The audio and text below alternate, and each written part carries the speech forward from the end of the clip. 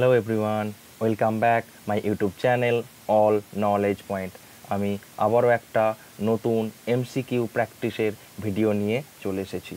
আপনারা জানেন, যারা আমার চ্যানেল দেখেছেন তারা দেখেছেন যে আমরা আপকামিং WBSLST পরীক্ষার জন্য অর্থাৎ শিক্ষা বিজ্ঞান বিষয়ে আমরা প্রস্তুতি নিচ্ছি। এখানে আমাদের বাছাই করা কিন্তু প্রশ্নের সম্ভার থাকে। আপনারা জানেন, যারা আমার প্রিভিয়াস ভিডিওগুলো দেখেছেন, আমাদের প্রিভিয়াস 12টা প্র্যাকটিস সেট কিন্তু দেওয়া আছে, আমাদের এই চ্যানেলের প্লেলিস্টে রয়েছে, সেখানে গিয়ে আপনারা দেখে নেবেন। যারা দেখেননি তারা অবশ্যই গিয়ে সেখানে দেখে নেবেন। আমাদের যে ভিডিওটা হচ্ছে এটা পার্ট 13। এখানে হচ্ছে টোটাল 25টা প্রশ্ন থাকবে। আপনারা জানেন যে এখানে বাছাই করা 25টা প্রশ্ন থাকে। তার সাথে সাথে শুধুমাত্র যে প্রশ্নর আমরা অ্যান্সার করি তা না, তার সাথে সাথে আমরা কি পয়েন্ট এবং কিছু এক্সট্রা ইনফরমেশান আমরা এখানে এই ভিডিওর মাধ্যমে আমরা প্রোভাইড করে থাকি, যাতে আপনাদের প্রস্তুতিটা আরও বেটার হয় এবং আপনাদের আন্ডারস্ট্যান্ডিংটাও সেই বিষয়ের প্রতি আরও ভালো হয়। সেই জন্য কিন্তু আমি চেষ্টা করি, প্রশ্ন সংখ্যা 25টা থাকলেও কিন্তু আমি আপনাদেরকে কিন্তু অনেক তথ্য দেওয়ার কিন্তু চেষ্টা করি। আপনারা সেটা জানেন, যারা আমার ভিডিও দেখেছেন তারা এটা জানেন। এখানে আমাদের যে প্রশ্নগুলো থাকছে, যেই প্রশ্নগুলো শুধুমাত্র যে আমাদের যে WBSLST পরীক্ষার জন্যই কি খুবই গুরুত্বপূর্ণ না, তার সাথে সাথে আমাদের যে যেটা PSC অ্যাসিস্ট্যান্ট মাস্টার মিস্ট্রেস যেই পরীক্ষাটা হবে, তাছাড়া হচ্ছে আমাদের যে স্কুল SI পরীক্ষাটা হয়, তার সাথে সাথে আমাদের WB সেট এবং UGC নেট এবং বিভিন্ন রাজ্যের যে PGT এবং SSB যেই পরীক্ষাগুলো হয়, সেই পরীক্ষার জন্য কিন্তু খুবই গুরুত্বপূর্ণ। তাই চলো তাহলে আজকের ভিডিওটা শুরু করি। আপনারা জানেন যে আমরা প্রত্যেকটা ভিডিওর শেষে একটা করে হোমওয়ার্ক প্রশ্ন থাকে। আমাদের যে গত যে 12 নাম্বার যে পার্ট 12 ছিল, সেখানে যে প্রশ্নটা করা হয়েছিল কমেন্ট সেকশানে, সেই প্রশ্নটার অ্যান্সারটা আগে দেখে নিই। সেটা হচ্ছে লর্ড হ্যালিফ্যাক্স যে নামে প্রসিদ্ধ ছিলেন।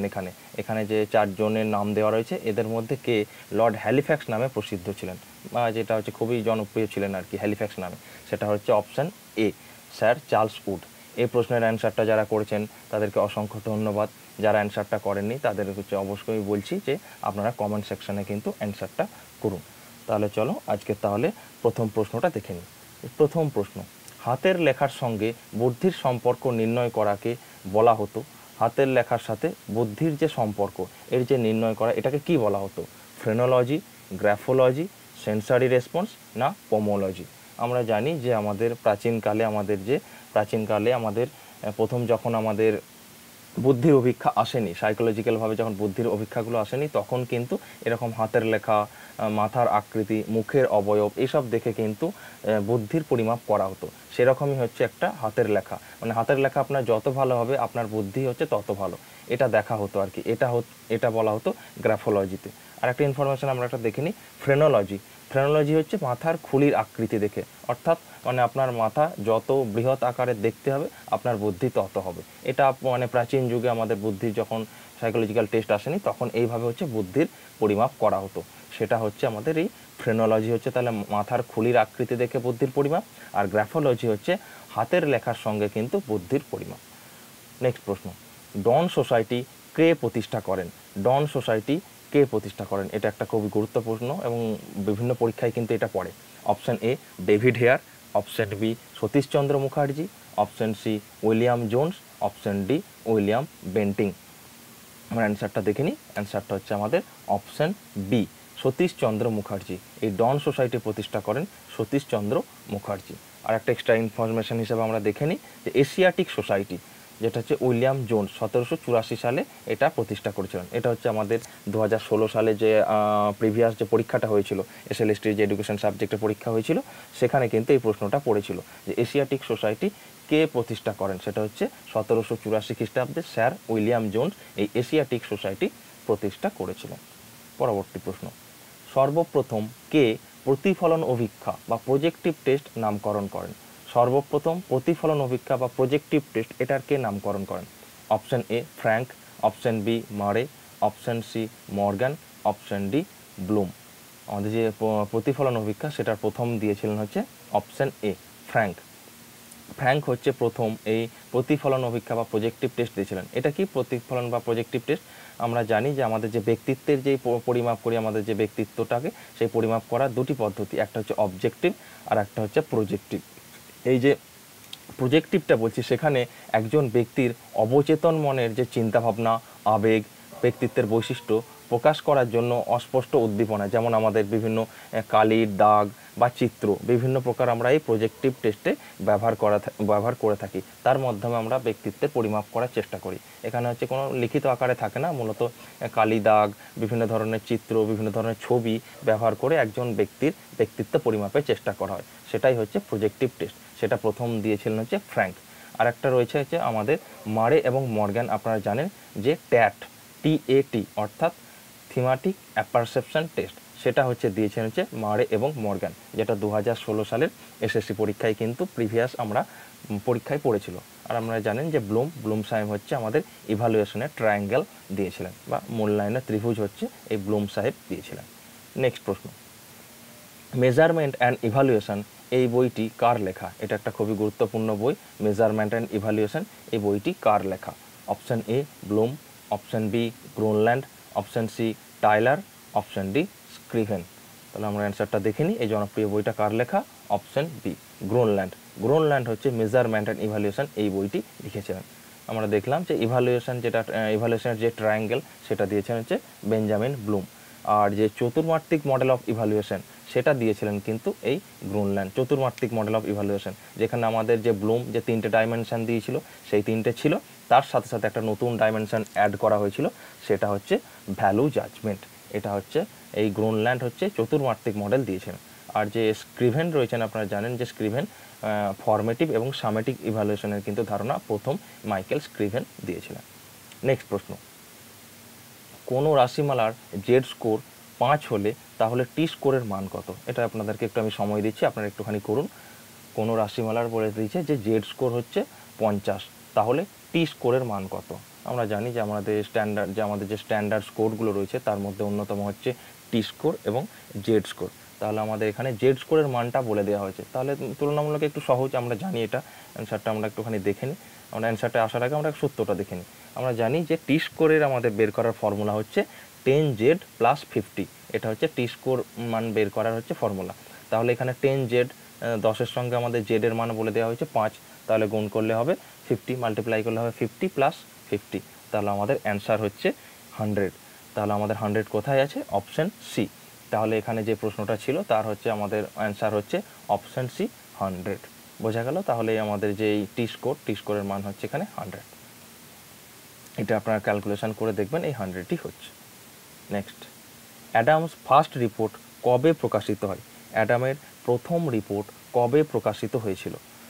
অপশান এ আমাদের দেখে নিই। আমাদের অপশান এ 1835-এর জুলাই, অপশান বি 1835-এর ডিসেম্বর, অপশান সি 1838-এর আগস্ট, অপশান ডি 1838-এর জুলাই মাসে। আমরা অ্যান্সারটা দেখে নিই। অ্যান্সারটা হচ্ছে অপশান এ। অ্যাডামের যে প্রথম রিপোর্ট এটা প্রকাশিত হয়েছিল 1835 সালের জুলাই মাসে।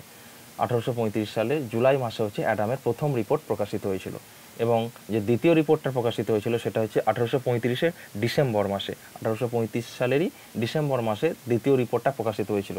দ্বিতীয় রিপোর্টের কথাকার বিষয়বস্তু ছিল যে রাজশাহী জেলার নাটোর থানা, রাজশাহী জেলা তখন জানেন আপনারা অবিভক্ত বাংলা ছিল, তখন একসাথে বাংলাদেশ ভারত সব একসাথেই ছিল। তখন হচ্ছে অবিভক্ত যে রাজশাহী জেলা, তার যে নাটোর থানা, একটা থানা হচ্ছে নাটোর থানা, সেখানকার শিক্ষাচিত্রের যে বিস্তৃত বিবরণ পাওয়া গিয়েছিল সেকেন্ড রিপোর্টে। আর এই থার্ড রিপোর্টটা আমাদের প্রকাশিত হয়েছিল 1838 সালে। তাহলে হচ্ছেন অ্যাডাম সাহেব টোটাল 3টে রিপোর্ট পেশ করেছিলেন। একটা হচ্ছে ফার্স্ট 1835-এর জুলাই, সেকেন্ড 1835-এর ডিসেম্বর, এবং থার্ড হচ্ছে 1838। Next, play therapy. এই প্লে থেরাপির জনক কাকে বলা হয়? প্লে থেরাপির জনক কাকে বলা হয়, বা ক্রীড়া চিকিৎসা যেটা বলি তার জনক কাকে বলা হয়? Option A JL Moreno, option B Erich Fromm, option C Charles Schaefer, option D Freud. তাহলে আমরা অ্যান্সারটা দেখে নিই। আমাদের প্লে থেরাপির জনক কাকে বলা হচ্ছে? Option C Charles Schaefer. এই চার্লস শেফারকে কিন্তু প্লে থেরাপি বা ক্রীড়া চিকিৎসার জনক বলা হয়। আরও আমরা এক্সট্রা পয়েন্ট হিসাবে দেখে নিই আর কী মনে রাখতে হবে এর সাথে সাথে। CBT অর্থাৎ কগনিটিভ বিহেভিয়ার থেরাপি, যেটা বর্তমানে কিন্তু খুবই জনপ্রিয়। এই CBTর জনক কাকে বলা হচ্ছে? Aaron bake. আর একটা রয়েছে সাইকোড্রামা, এর জনক বলা হচ্ছে JL মরিনো। আর ফ্রয়েড আমরা জানি সাইকো অ্যানালিটিকের জনক সাইকো অ্যানালিটিক থিওরি দিয়েছেন ফ্রয়েড। যাই হোক, তাহলে আমরা অ্যান্সারটা পেলাম, ক্রীড়া চিকিৎসার জনক বলা হচ্ছে আমাদের চার্লস শেফারকে। নেক্সট, কোন প্রধানমন্ত্রীর সময় মন্ডল কমিশন গঠন করা হয়? কোন প্রধানমন্ত্রীর সময় মন্ডল কমিশন গঠন করা হয়? Option A Rajiv Gandhi, option B Indira Gandhi, option C Jawaharlal Nehru, option D Morarji Desai. তাহলে আমাদের কোন প্রধানমন্ত্রীর সময় মন্ডল কমিশন গঠন করা হয়েছে আমরা দেখে নিই। অ্যান্সারটা হচ্ছে option D, option D Morarji Desai. আমরা দেখে নিই, আমরা কি পয়েন্ট হিসাবে দেখে নিই। 1979 সালের 1 জানুয়ারি, যা 1 জানুয়ারি বলছি, সেটা হচ্ছে তৎকালীন প্রধানমন্ত্রী মোরারজি দেশাইয়ের নেতৃত্বে ভারত সরকার এই মন্ডল কমিশন গঠন করেছিল। এর মূল উদ্দেশ্য কী ছিল? যে ভারতের সামাজিক এবং শিক্ষাগতভাবে অনগ্রসর শ্রেণী এসসি/বিসি যেটার অবস্থা, তাদের যে অবস্থানগুলোকে আমাদের পর্যালোচনা করা এবং তাদের উন্নতির জন্য কিন্তু সুপারিশ করা। আর এই যে মন্ডল কমিশন গঠন করা হয়েছিল, এর কমিশনের যে চেয়ারম্যান ছিলেন তিনি হচ্ছে বিপি মন্ডল। সেই জন্য আমরা এই কমিশনটাকে বলতে পারি যে মন্ডল কমিশন। এই সময় যে মন্ডল কমিশন গঠন করা হয়েছিল সেই সময় হচ্ছে ভারতের প্রধানমন্ত্রী ছিলেন হচ্ছেন মোরারজি দেশাই। পরবর্তী প্রশ্ন, পরীক্ষায় গ্রেড সিস্টেম প্রথম চালু করে কোন কমিশন? পরীক্ষায় গ্রেড সিস্টেম প্রথম চালু করেন কোন commission? Option A university commission, option B Mudaliar commission, option C Hunter commission, option D none of this. তাহলে আমরা দেখে নিই যে পরীক্ষায় যে গ্রেডিং, আমাদের যে নাম্বারের পরিবর্তে যে গ্রেডিং সিস্টেম, এটা কে বলেছিল প্রথম? এটা বলেছিল হচ্ছে option B Mudaliar commission. Mudaliar commission কিন্তু এই পরীক্ষায় গ্রেডিং সিস্টেমের কথা বলা হয়েছিল। বলেছিল যে আমাদের যে আমাদের A grade, B grade, C, D, E, এই যে গ্রেড যে আমাদের সিস্টেমটা আমরা দেখি, এই যে সিস্টেমটা কিন্তু প্রথম এই মুদালিয়ার কমিশন কিন্তু চালু করার কথা বলেছিলেন। আমরা মুদালিয়ার কমিশন সম্পর্কে একটু দেখে নিই। আমাদের যেন পরীক্ষার যাতে যেগুলো আমাদের খুব রিলেটেড, সেটা হচ্ছে আমাদের এস্টাবলিশমেন্ট কবে হয়েছিল? 1952 সালের 23শে সেপ্টেম্বর। 1952 সালের 23শে সেপ্টেম্বর কিন্তু এই মুদালিয়ার কমিশন গঠন করা হয়েছিল। কবে রিপোর্ট পেশ করেছিল? রিপোর্ট হচ্ছে 1935 সালে 29শে আগস্ট। 1953 সালের 29শে আগস্ট হচ্ছে এই আমাদের মুদালিয়ার কমিশনের রিপোর্ট পেশ করা হয়েছিল। আর এখানে সভাপতি কে ছিলেন? সভাপতি ছিলেন হচ্ছে মাদ্রাজ বিশ্ববিদ্যালয়ের উপাচার্য ডক্টর লক্ষণস্বামী মুদালিয়া। ডক্টর লক্ষণস্বামী মুদালিয়ার হচ্ছে এই কমিশনের আমাদের যে সভাপতি ছিলেন, এবং সম্পাদক ছিলেন হচ্ছেন অনাথনাথ বসু।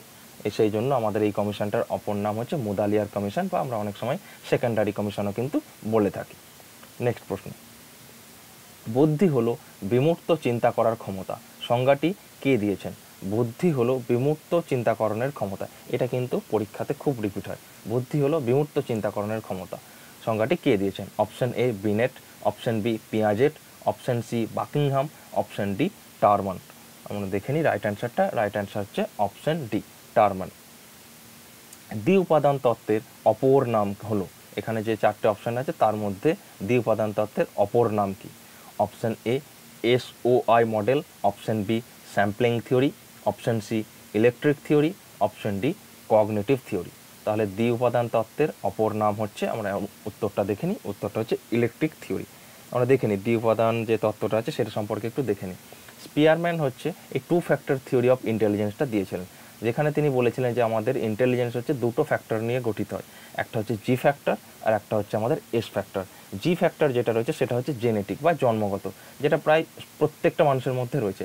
আর এস ফ্যাক্টর যেটা রয়েছে সেটা হচ্ছে বলেছেন স্পেসিফিক স্কিল রিলেটেড বা পার্টিকুলার টাস্ক রিলেটেড আমাদের যে ফ্যাক্টরটা গঠন হচ্ছে সেটা হচ্ছে আমাদের এস ফ্যাক্টর, যেটা কিন্তু সবার মধ্যে কম থাকতেও পারে আবার নাও পারে। কিন্তু এই জি ফ্যাক্টর যেটা হচ্ছে সেটা হচ্ছে ইনবর্ন, সেটা হচ্ছে প্রত্যেকটা ব্যক্তির মধ্যেই রয়েছে। এই যে আমাদের 2 ফ্যাক্টর থিওরি, এটার অপর নাম হচ্ছে ইলেকট্রিক থিওরি। নেক্সট প্রশ্ন, ডেলর কমিশনের প্রতিবেদনের শিরোনাম কি ছিল?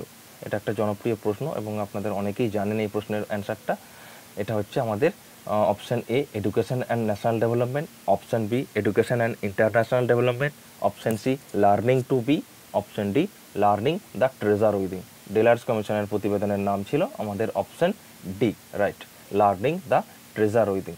লার্নিং দ্য ট্রেজার উইদিন হচ্ছে ডেলার্স কমিশনের অপর আমাদের যে রিপোর্টটার হচ্ছে নাম। আমরা প্রথমে একটু দেখে নিই এডুকেশনের যে ন্যাশনাল ডেভেলপমেন্ট, এই যে টাইটেলটা, এটা হচ্ছে কোঠারি কমিশনের। কোঠারি কমিশনের টাইটেল হচ্ছে এডুকেশন অ্যান্ড ন্যাশনাল ডেভেলপমেন্ট।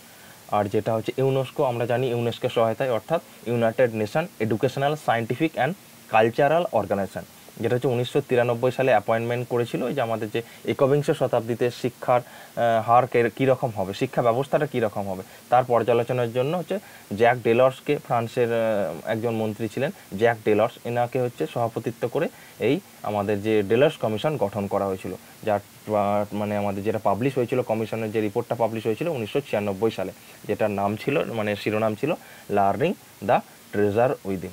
এটা আর আমরা অনেকেই জানেন এটা যে ডেলর্স কমিশনের একজনের ভারতীয় সদস্য ছিলেন, ভারতের হয়ে ওখানে অংশগ্রহণ করেছিলেন, সেটা হচ্ছে ডক্টর করণ সিং। ডেলর্স কমিশনের ভারতীয় যে সদস্য তার নাম হচ্ছে ডক্টর করণ সিং।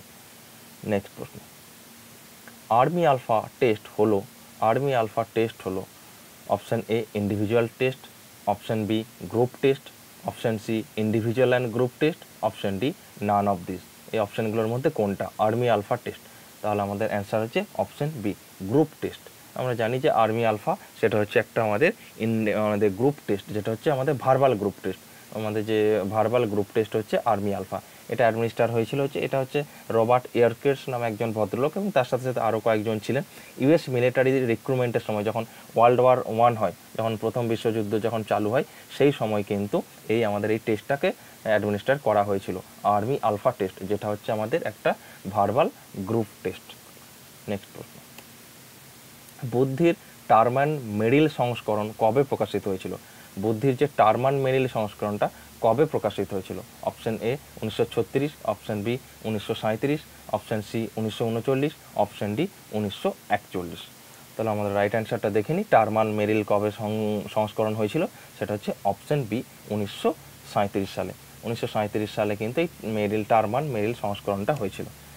মনোবিদ টারম্যান হচ্ছে প্রথম বুদ্ধির অভিক্ষার আমেরিকান সংস্করণ প্রকাশ করে। আপনারা জানেন যে হচ্ছে 1905 সালে হচ্ছে বিনেট প্রথম হচ্ছে আমাদের এই ইন্টেলিজেন্স স্কেল দিয়েছিলেন, কিন্তু তিনি হচ্ছেন ফরাসি মানে লেখক ছিলেন, সেই জন্য হচ্ছে আমাদের আমেরিকাতে হচ্ছে আমেরিকান ভার্সানটা কিন্তু প্রথম চালু করেছিলেন হচ্ছে টারম্যান হচ্ছে 1916 সালে এই যে মানে যে সাইমন যে আমাদের যে বিনের যে অভিক্ষাটা সেটার মানে আমাদের আমেরিকান সংস্করণ করেছিলেন, এবং যেটা 1937 সালে সেটা হচ্ছে টারম্যান এবং মেরিল সংস্করণও বলা হয়, যেখানে হচ্ছে দুটো ফর্ম ছিল, আপনারা জানেন এল ফর্ম এবং এম ফর্ম নামে দুটো সমান্তরাল অভিক্ষা ছিল বা প্যারালাল দুটো অভিক্ষা ছিল।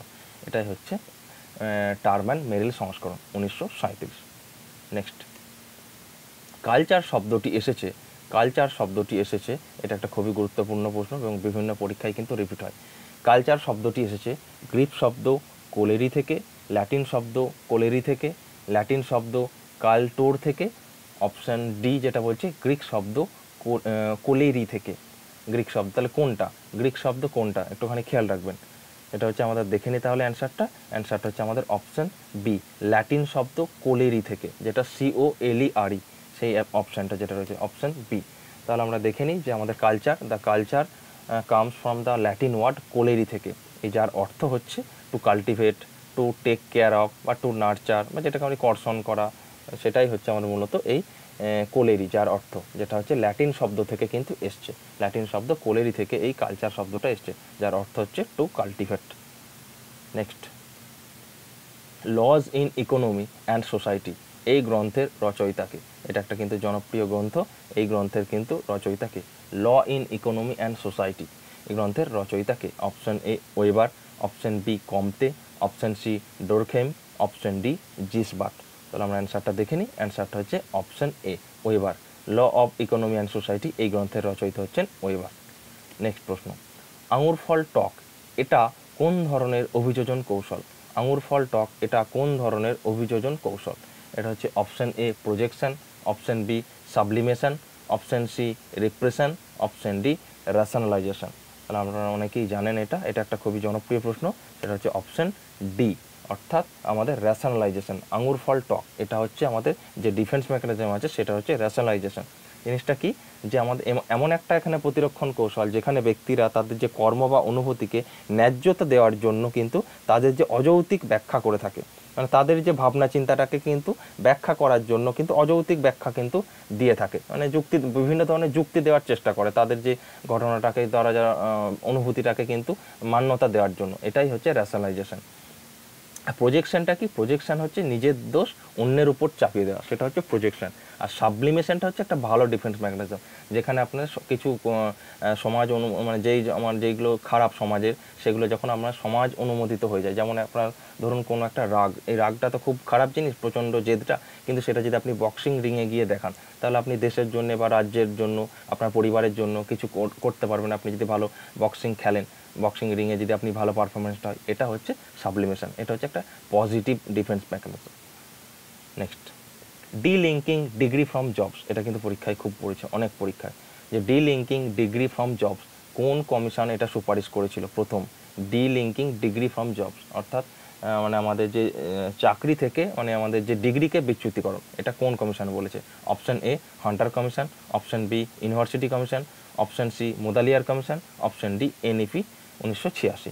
তাহলে আমরা অ্যান্সারটা দেখে নিই। অ্যান্সারটা হচ্ছে আমাদের অপশন ডি এনইপি 1986, জাতীয় শিক্ষানীতি 1986তে এই ডিলিঙ্কিং ডিগ্রি ফ্রম জবস এর কথা বলেছিল। এ সময় আমাদের প্রাইম মিনিস্টার কে ছিলেন? আমাদের প্রাইম মিনিস্টার ছিলেন মিস্টার রাজীব গান্ধী 1986 সালে। এখানেই আমাদের হচ্ছে এডুকেশন যে মিনিস্টারটা ছিল সেইটা রিনেম করা হয়েছিল এমএইচআরডি মিনিস্টার বলে। আপনারা জানেন যে আমাদের যখন প্রথম স্বাধীনতা হয় তখন থেকে কিন্তু এডুকেশন মানে দপ্তর ছিল, কিন্তু সেটাকে পরবর্তীকালে এই রাজীব গান্ধীর সময়ে এই জাতীয় শিক্ষানীতি 1986তে সেটাতে নাম পাল্টে রাখা হলো এইচআরডি মিনিস্ট্রি, অর্থাৎ হিউম্যান রিসোর্স ডেভেলপমেন্ট। যাই হোক, সেটা আবার এখন পাল্টে বর্তমানে আবার সেই শিক্ষামন্ত্রী বা শিক্ষা দপ্তরই কিন্তু পরিণত হয়েছে, যেটা হচ্ছে জাতীয় শিক্ষানীতি 2020 রুল অনুযায়ী। নেক্সট প্রশ্ন, একটা কোশ্চেন রয়েছে, একটু দেখুন, এটা আপনার টাইম দিচ্ছি আপনাদের, যে 2 9 6 2 6 4 2 6 1 10 14 এবং 15, এই যে স্কোর মান, এটা কোর মান হয়ে গেছে, এটা স্কোর মান হবে। স্কোর মানগুলির মোট কত? এই যে স্কোর দেওয়া আছে টোটাল 1 2 3 4 5 6 7 8 9 10 11 12, এই যে 12টা স্কোর মান দেওয়া আছে, এইগুলোর হচ্ছে মোট কত?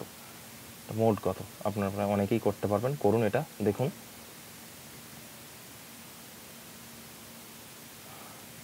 আমাদের নাম্বারটা রয়েছে 2 9 6 2 6 4 2 6 1 10 14 এবং 15, এই যে স্কোর মান এর মোড হচ্ছে। তাহলে আমরা অ্যান্সারটা দেখে নিই, আপনারা বুঝতে পেরেছেন, অনেকেই করেও পেরেছেন নিশ্চয়ই। সেটা হচ্ছে আমাদের অপশান সি 2 এবং 6। মানে কেন হলো আমরা দেখে নিই। আমরা জানি যে মোড মানেটা কি, আমাদের যে আনগ্রুপ ডাটার মোড হচ্ছে যে the value that appears most frequently in a data set. একটা ডেটা সেটে যখন যেই ভ্যালুটা আমাদের মোস্ট ফ্রিকোয়েন্ট থাকবে, তাহলে দেখুন আপনারা এখানে কিন্তু দুটো ভ্যালু কিন্তু ফ্রিকোয়েন্টলি বেশি রয়েছে, যেমন হচ্ছে 2 যেটা রয়েছে সেটা কিন্তু 3 বার আছে, আর একটা দেখুন 6 সেটাও কিন্তু 3 বার আছে। তাহলে আমাদের এই যে স্কোর মালাটা এটার কিন্তু মোড আছে দুটো, 2 এবং 6, একা 2ও নয় আবার একা 6ও নয়, 2 এবং 6 হচ্ছে এটা দুটো মোড, সেই জন্য আমরা একে বলতে পারি বাই মোডাল। এটা একটুখানি দেখবেন, এটা হচ্ছে বাই মোডাল, সেটা হচ্ছে 2 এবং 6। নেক্সট, কেলভিন স্কেল কোন স্কেলের উদাহরণ? কেলভিন স্কেল কোন স্কেলের উদাহরণ? Nominal scale, ordinal scale, interval scale, ratio scale. Kelvin scale কিন্তু একটু খেয়াল রাখবেন প্রশ্নটা, কেলভিন স্কেল, কেলভিন স্কেল কোন স্কেলের উদাহরণ? রাইট অ্যান্সারটা দেখে নিই। রাইট অ্যান্সার হচ্ছে option D ratio scale. Ratio স্কেলের উদাহরণ হচ্ছে আমাদের এই কেলভিন স্কেল। রেশিও স্কেলে তাহলে আমাদের মূলত কি, আমাদের যে 4টে স্কেল রয়েছে তার মধ্যে হচ্ছে হাইয়েস্ট স্কেল হচ্ছে এখানে হচ্ছে আমাদের রেশিও স্কেল, যেখানে আমাদের অল ম্যাথামেটিক্যাল ইকুয়েশন, সমস্ত ধরনের ম্যাথামেটিক্যাল ইকুয়েশন কিন্তু এখানে করা যায়। আর এই স্কেলের অন্যতম বৈশিষ্ট্য কি, ট্রু জিরো, মানে এখানে যদি জিরো বোঝাচ্ছে মানে জিরো। যেমন ইন্টারভেল স্কেলেতে কি হয়, ইন্টারভেল স্কেলেতে আমি যদি জিরো বলি তার মানে তার মান নিশ্চয়ই কিছু আছে। যেমন থার্মোমিটার স্কেল, আমি থার্মোমিটার স্কেলে যখন আমি তাপমাত্রা মাপি, যখন আমি বলি যে 0 ডিগ্রি তাপমাত্রা, তার মানে নিশ্চয়ই একটা তাপমাত্রাকে তো বোঝায়। কিন্তু এখানে কিন্তু এই যে রেশিও স্কেলে এখানে জিরো মানে জিরো, মানে আপনার যদি ওয়েট জিরো, তার মানে কোনো জিনিসের ওয়েট জিরো হতেই পারে, এখানে জিরো মানে কিন্তু জিরো। তাহলে আমাদের কেলভিন স্কেল হচ্ছে সেরকম এই রেশিও স্কেলের একটা উদাহরণ। এখানে হচ্ছে সবথেকে বড় বৈশিষ্ট্য হচ্ছে আমাদের এই রেশিও স্কেলে, সেটা হচ্ছে আমাদের যে জিরোটা সেটা হচ্ছে আদর্শ জিরো, যেটা হচ্ছে ট্রু জিরো। নেক্সট, এজিসিটির সম্পূর্ণ নাম কি? এজিসিটির সম্পূর্ণ নাম কি? এটা অনেকগুলো প্রশ্নতেই মানে পরীক্ষাতেই কিন্তু রিপিট হয়েছে। এজিসিটির সম্পূর্ণ নাম কি? Army general class test, army general classification test, auto general classification test, international general classification test. তাহলে আমাদের অ্যান্সারটা দেখে নিই, আমাদের সময় শেষ হয়ে গেছে। আমাদের অ্যান্সারটা হচ্ছে option B army general classification test. আমরা একটুখানি দেখে নিই আর্মি জেনারেল ক্লাসিফিকেশন টেস্ট সম্পর্কে, যেটা হচ্ছে আর্মি জেনারেল ক্লাসিফিকেশন টেস্ট, যেটাকে বলছি এজিসিটি। এটা হচ্ছে আমাদের যে ওয়ার্ল্ড ওয়ার 2 এই সময় কিন্তু আমাদের এই ইন্টেলিজেন্সকে মেজার করার জন্য কিন্তু এটা ব্যবহার করা হয়েছিল। মূলত আমাদের ওয়ার্ল্ড ওয়ার 1 এবং 2 বেশিরভাগ স্কেলে কিন্তু আপনারা দেখে থাকবেন যে আর্মি আলফা, মানে আমাদের যে ভার্বাল টেস্টটা গ্রুপ ভার্বাল, আর যেটা হচ্ছে নন ভার্বাল এবং গ্রুপ যেটা হচ্ছে আর্মি বিটা, সেরকম আমাদের ছিল সেরকম। তার সাথে সাথে এজিসিটি বলে যেটা ওয়ার্ল্ড ওয়ার 2 এর সময় কিন্তু এটা বিখ্যাত হয়েছিল, মূলত AGCT army general classification test. Next, কোন লেখচিত্রের মেন মিডিয়ান মোড একই বিন্দুতে অবস্থান করে? কোন লেখচিত্রে আমাদের মেন এবং মিডিয়ান এবং মোড এই তিনটেই কিন্তু একই বিন্দুতে থাকবে, তিনটে সেন্ট্রাল টেন্ডেন্সি কিন্তু একই বিন্দুতে অবস্থান করে। Option A histogram, option B polygon, option C ogive, option D NPC. তাহলে আমরা অ্যান্সারটা দেখে নিই। অ্যান্সারটা হচ্ছে আমাদের অপশন ডি এনপিসি, যেটা হচ্ছে নর্মাল প্রবাবিলিটি কার্ভ। সেখানে কিন্তু এই তিনটেই একই বিন্দুতে অবস্থান করে। আপনারা জানেন যে এনপিসি সমান হচ্ছে mean equal to median equal to mode, এটাই হচ্ছে আমাদের এনপিসির মান। নেক্সট প্রশ্ন, the Indian Statistical Institute ISI কোথায় অবস্থিত? ইন্ডিয়ান স্ট্যাটিস্টিক্যাল ইনস্টিটিউট কোথায় অবস্থিত? Option A Kolkata, option B Delhi, option C Mumbai, option D Chennai. The Indian Statistical Institute ISI, এটা হয়তো আপনারা অনেকেই শুনে থাকবেন। এটা কোথায় অবস্থিত? এটা হচ্ছে অ্যান্সার হচ্ছে অপশন এ কলকাতা। কলকাতাতে কিন্তু এই ইন্ডিয়ান স্ট্যাটিস্টিক্যাল ইনস্টিটিউটের কিন্তু অবস্থান করছে। আর একটা আমরা পয়েন্ট হিসাবে দেখে নিই যে ভারতীয় রাশিবিজ্ঞানের জনক কাকে বলা হচ্ছে? আমাদের প্রশান্তচন্দ্র মহলানবিশকে ভারতীয় রাশিবিজ্ঞানের জনক বলা হয়। নেক্সট প্রশ্ন, কুডার রিচার্ডসনের যে তত্ত্বটি নিচের কোনটির ক্ষেত্রে প্রযোজ্য? কুডার রিচার্ডসনের যে মানে প্রয়োগটা রয়েছে সেটা কোন ক্ষেত্রে প্রয়োগ্য? নিচের অভিক্ষার যথার্থতা নির্ণয়ে, অভিক্ষার নির্ভরযোগ্যতা নির্ণয়ে, অভিক্ষার নৈব্যক্তিকতা নির্ণয়ে, অভিক্ষার তুলনামূলকতা নির্ণয়। যে কুডারের যে রিসার্চনের যে তত্ত্বটা হয় সেটা কোন ক্ষেত্রে প্রযোজ্য? আমরা তাহলে অ্যান্সারটা দেখে নিই। অ্যান্সারটা হচ্ছে অপশন বি অভিক্ষার নির্ভরযোগ্যতা। অভিক্ষার নির্ভরযোগ্যতা নির্ণয়ে এই কুডার রিচার্ডসনের তত্ত্বটা প্রয়োগ করা হয়।